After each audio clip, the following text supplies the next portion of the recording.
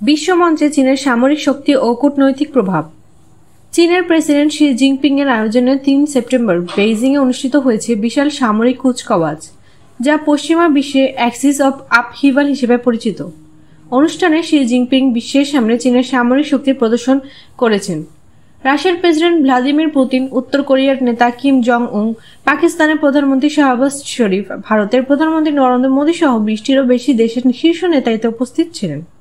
Xi Jinping বলেন, আজ মানবজাতি শান্তি নাকি যুদ্ধ, সংলাপ নাকি সংঘাত, পারস্পরিক লাভ নাকি শূন্য সমীকরণের মধ্যে একটি পথ বেছে নেবে। তিনি আরও বলেন, চীনা জাতির পুনর্জাগরণ আর ঠেকানো যাবে না। কুচকাওয়াজে মিসাইল, ট্যাঙ্ক, ড্রোন সহ আধুনিক অস্ত্রের প্রদর্শনী এবং আকাশের যুদ্ধবিমান ও হেলিকপ্টারের মহড়া অনুষ্ঠিত হয়।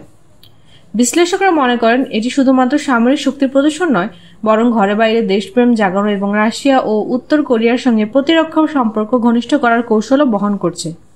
এছাড়া সাংহাই কো-অপারেশন অর্গানাইজেশন SCO সম্মেলনে অংশ নেওয়া দেশগুলোও চীনের কূটনৈতিক শক্তি বৃদ্ধিতে গুরুত্বপূর্ণ ভূমিকা রাখছে।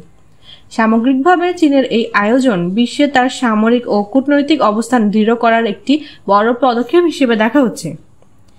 লামিয়া আক্তার, ঢাকা চ্যাট।